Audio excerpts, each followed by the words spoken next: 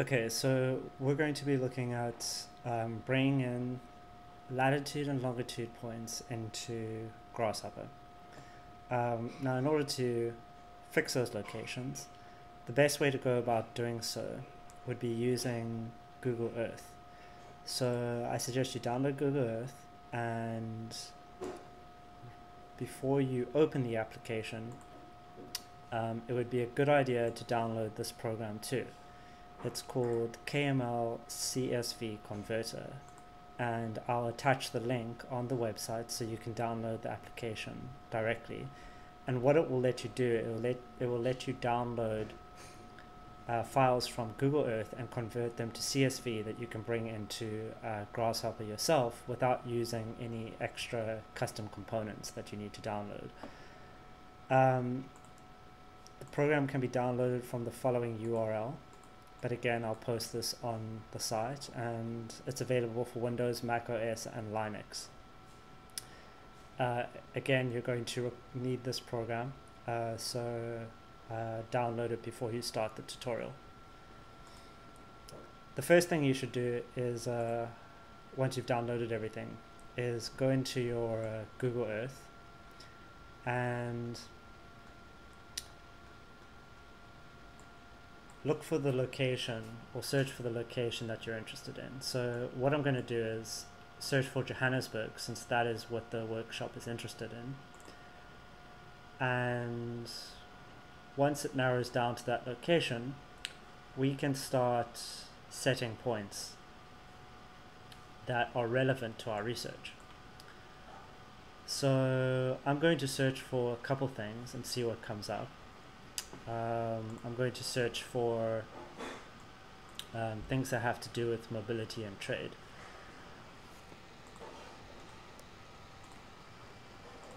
So to start, I'm going to type in something to do with mobility. And here I'm going to search for buses.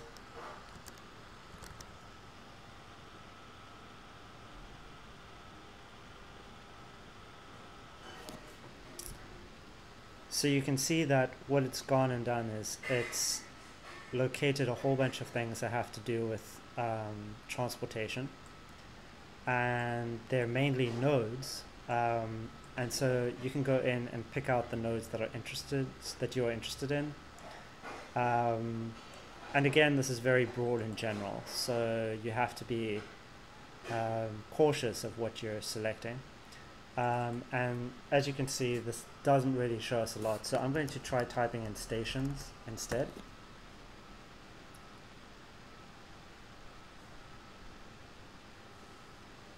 And what pops up is mostly service stations.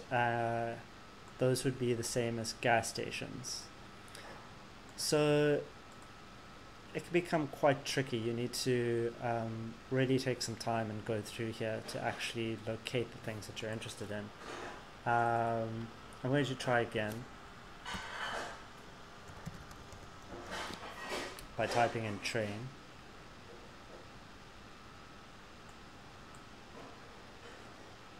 And so those have located different stations. As you can see, over here it's located the main Johannesburg station, I believe.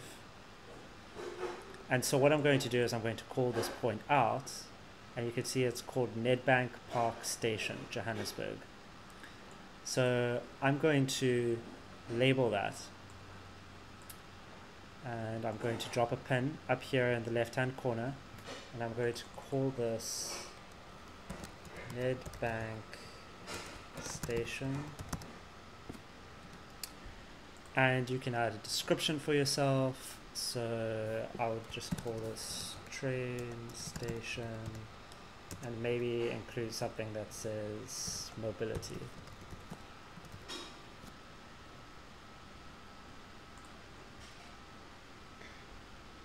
Now that's going to come up in my places down here on the bottom left.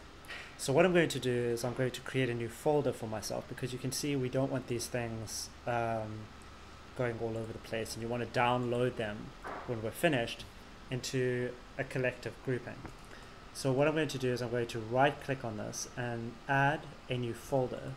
I'm going to call it Global Africa Lab, and I'm going to call it Mobility and Trade, and that creates a group.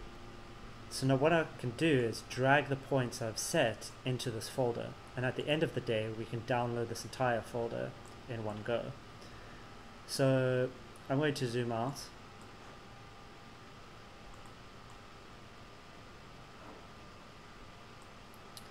and we can go ahead and start narrowing into other places that might be of note. Let's see, this is a different station. So you can see this is definitely a station as well, that it's pointed out. And so what I'm going to do is I'm going to drag this instead of setting our own. So you can see what I've done is there's two ways to pin a point. The one is to type one in yourself, and the other is to drag a point from the top here down into our folder. So you can do either one. I mean, the benefit is that this comes with all kinds of descriptive info built into it, whereas we had to type ours in. So here you have something called the fashion district. I mean, that might have something to do with trade, so you could start looking at something like that. But let's stick with the stations for now. Let's look at the other stations. So here's another station. At the end of the day, I mean, what you could do, and again, you have to be careful because not all of these are going to be stations, but you could select all of these and drop them in. I would say first go over the points and make sure that they're stations. What I've done is I've gone ahead and looked for CBD bus stops as well, and I've dragged the CBD bus stop folder from up here down into my GAL Mobility and Trade folder, except I've removed ads from my folder because that will corrupt your CSV when you're trying to convert your KML to CSV. Now a KML file is what Google's going to output for you, and then we're going to convert that into a CSV. In order to export the KML, you need to right click on one of these, save place as, choose KML not KMZ, and save the file. Once you've saved those files, so I've saved trains, I've saved CBD bus stop, you want to exit Google Earth, and we're now going to open up the KML and convert it into a CSV. So once you've gone ahead and saved your KML files from Google Earth, we need to convert them into CSV. In order to do that, you need to use a program called KML CSV Converter. It's a free program, and there's a link attached on the website that directs you to this app. So what you need to do is you need to open this app, and once you've done that, we're going to specify where the files are, or the KML files are located that this app can access. You'll notice that there is not an open file command in this program, so if you go under file, there's no open. So what you need to do is you need to select the folder in which your KML files reside. So clicking on the little gears and selecting browse allows you to go to the folder, in this case Lon and Live Workshop, and specify that as the folder in which all your KML files are located.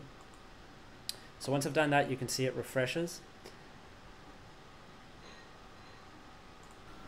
So what we're going to do now is you'll see that those files showed up, and we can double click one of these and it will open up all the longitude and latitude points for us with the associated name of the station stop, the train station stop. And you can see this little train station icon by all of those locations, and Breeze Street runs along here, and you can see that this is the main station. You can see all the rail lines coming through here, so we know that the information is correct. And this window that pops up in this application really helps just to know that the information you're working with really is the information and assures you that you have the right info or data. So what we're going to do now is convert this to a CSV, and it's as simple as clicking on Create File. Once you've done that, it saves a CSV file out into the same folder that your KML files were found. Now, you can go ahead and do that for each of your KML files. Some of them won't work. In the case of this file, which is a Bree Street KML file that had a polyline embedded in it, that doesn't work. You can see an error shows up here. The reason being that there's information inside that file that doesn't really agree with this program. So this program's great for getting points out, not so great for getting polylines that you've drawn in Google. So now that we have these points, I am going to exit this program and we can move over to Grasshopper. So we're back in Grasshopper, and what we can go ahead and do is import those files that we've created. So what you want to do is you want to double click and type in file, and you want a file path and read file, and we're going to bring in those CSV files that we created. So what I'm going to do is I'm going to right click on the file path component, set one file path,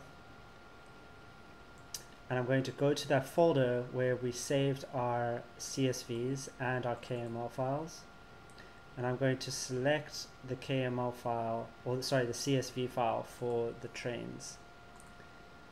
Okay, so what we should have now is we should have all the information of those different stations. And here we go. So now the next thing we have to do is we have to plot these points out. And the way we do that is by manipulating the strings. So we've been through this before. So you want to type in split, and you want to split these strings with a comma.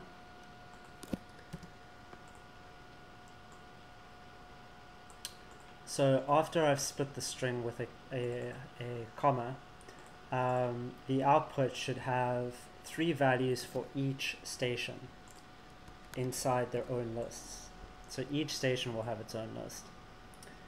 Okay, so now we can see that you have your longitude and latitude and the name of your station. And so what we're going to do is we're going to go ahead and pull out those individual values so that we can use them. But first I want to get rid of the quotation marks. So here you're going to double click the canvas and type in replace string, and then for the string we want to replace is a quotation mark. Now that that string's been replaced, the output should look a lot cleaner. Okay, so what we have here is latitude and longitude and latitude, and the name of the park, or the station, rather the train station, and we need to pull out those individual points so that we can plot them inside of Rhino space. So in order to do that, we need to pull out the individual X and the individual Y points and get separate lists for both. I also want to pull out the name of the station. So in order to do this, we use a list item.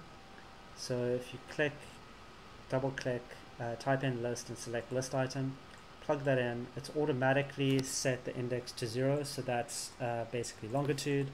I want to also select the latitude, so I'm going to double click on the index.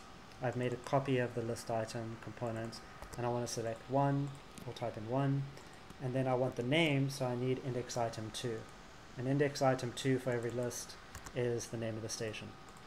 So the next thing we need to do is we actually need to plot these points out somehow. We've been able to pull them out individually into separate lists. So we have our longitude, latitude, and the name of the station. Now I'm going to use a point component that looks like this. It looks like X, Y, and Z culminating or coming into a single point. And I'm going to plug in my longitude into X and my latitude into Y. Longitude always goes into X, latitude always goes into Y. These sometimes need to be reversed. It all depends on your CSV import and how that CSV was formed. The next thing I'm going to do is use a text tag, and I'm going to use text tag 3D, and I'm going to use these locations for the name of the stations. I'm going to use this as the text, And then I'm going to use a slider to change the size of the text, because right now it's huge. You'll notice if you zoom out of this window, it's massive. So I'm going to scale the text down, and I'm going to double click and actually just type this in manually. And so 0.001 into size will make the text the right size. And right now we have our points, as you can see, inside of the Rhino viewport, with all the individual names attached to those particular points. Now you can go and do other things, such as attach circles to those particular locations, and by using a slider you can specify a radius, and then you can look at which circles overlap, and maybe those have to do with transportation radiuses, or walking distance or something like that. But there's a million ways you can use these points now that you have them inside of Grasshopper.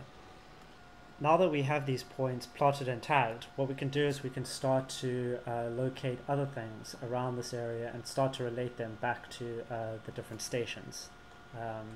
So right now what I'm going to do is I'm going to locate Bree Street, and I'm going to do this by using a set of plugins that I've created that can call out data from live APIs on the internet. The suite is called Mosquito, and you can download Mosquito from the website. If you go here to Rhino plugins, you can download Mosquito and install it by yourself. Installing custom components is really easy. You download the suite, and all you need to do is drop and drag them into your components folder. Your components folder can be found by going to your file menu in Grasshopper, going down to special folders, and opening up your components folder. By clicking components folder, it opens up a folder in which you should drop all your custom components. Now it's very important that you go online and you read how to do this. If you can't do this, you won't be able to use custom components or plugins inside of Grasshopper. So take a break from the tutorial and go install the suite, the plugin suite, and then come back to the tutorial. So now that we have these points located, we can start to use these points in Rhino space with Grasshopper to locate things surrounding the area. You should have this component suite installed now, and what we can do is we can use sonic location and specify a particular location by name, and what it will do is it will do a reverse geo lookup, and it will feed us back the point that we are interested in. Now what we need to do is we need to type in Johannesburg and Bree Street, and make sure your spelling is correct. And once we plug this in to the location, it's going to find the latitude and longitude for that particular area, for that particular location. So you can see it's found more than one point. You're only going to want to use one point, and so you can use list item in order to isolate just a single point from this point list. So here we have one item, and that's the location of Bree Street, and that's great as a start. And what we're going to do next is we're going to get out the individual latitude and longitude of that particular point and use those in order to search who might be messaging on social media in the surrounding area. What we're going to do now is we're going to use this point in order to search social media networks in the surrounding area and see what people are saying. So in order to do that, we're going to use a component which you can find here under vector. And what it allows you to do is it allows you to break down a point into the XY value. Now this is helpful when we use this component that is part of the Mosquito suite called Twitter. And the Twitter component allows you to search the Twitter database based on location. So you can plug in your X and Y into longitude and latitude. And then we need to specify a term that we want to search for. And I'm interested in searching for anybody that's talking about a taxi. And so I'm going to plug that into the search terms. Now the result, once it goes gray, and you have to have an internet connection for this to work. If you're behind a firewall, it's not going to work. On some school computers, it doesn't work. But you should have a list of what people are saying now. Now we only get 10 results back. In order to get 100 results, you can plug 100 into the number of results you want returned. It takes a bit longer to come back, but you can see we now have a list of 100. We also have the name of the users, and we also have to whom the users are sending the message. If it says null, they're not sending it to anyone. It was just a quote that they're putting up on Twitter.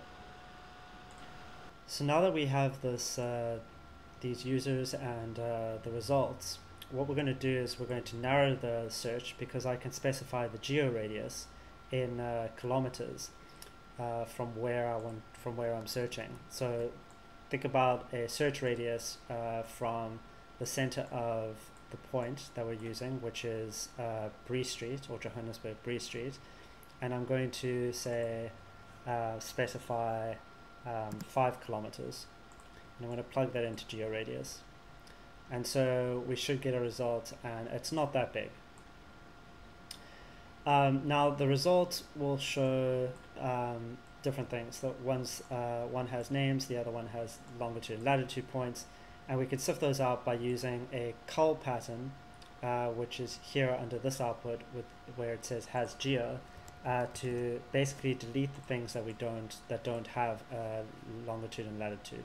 So I'm going to plug that into pattern and plug this into location, and we should just get longitude and latitude values back.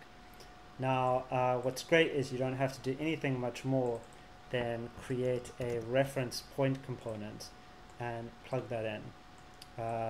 If that goes red, that's not good. So let's try something else. So what we're going to do is we're now going to convert these back into points, and we can locate where all of these particular messages were said. So if you cull one output, you have to cull another output. It's as simple as that. So if we have 10 points, we should only have 10 messages, and you can see that's 10 messages, and this message relates to that particular point. And so the next step is to, like I said, turn these back into points. And what I'm going to do is I'm going to use a split component, split string. So I'm going to use that, and I'm going to split these values with a comma. And once again, I'm going to call out the separate longitude and latitude values by using a list item. And once I've used the list item, I can then recreate the points inside of Grasshopper by using the point component we used earlier, which looks like X, Y, and Z culminating into a single point. And I'm going to plug those in. Now if they don't show up here, it's probably because I forgot that they were the other way around, and you can see where those messages were coming from. Now those messages, you can see some of them were really close and some of them were far away from that point. What we can do now that we have these messages plotted across the urban landscape is we can start to reference them back to these specific stations or back to our Bree Street location. And we can do this by creating lines between the different sets of points. So if I create a 2-point line and I plug that into there, what I can do is I can call out the individual points from here and start to see how they relate back to where these messages are being sent from. So what I can do as a start is I can plug this directly in to the point, to B, and you can start to see things are being cross-referenced, and that's okay. But what we actually want to do is flatten this list. And by flattening it, and by grafting, keeping one of them graphed and one of them flattened, you can see that there's a bunch of points that are being cross-referenced to all the different train locations. So essentially what we could do is we could create a slider so that it's not too hectic, and we could isolate the individual points so that we can look at them one at a time. Now, in order to do that, we can go over here to our messages.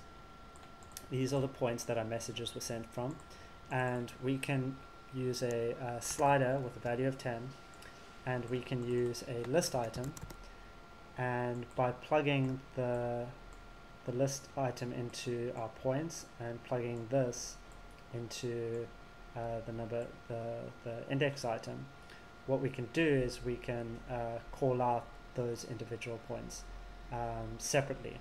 So you need to flatten this, and you need to plug this into the separate line.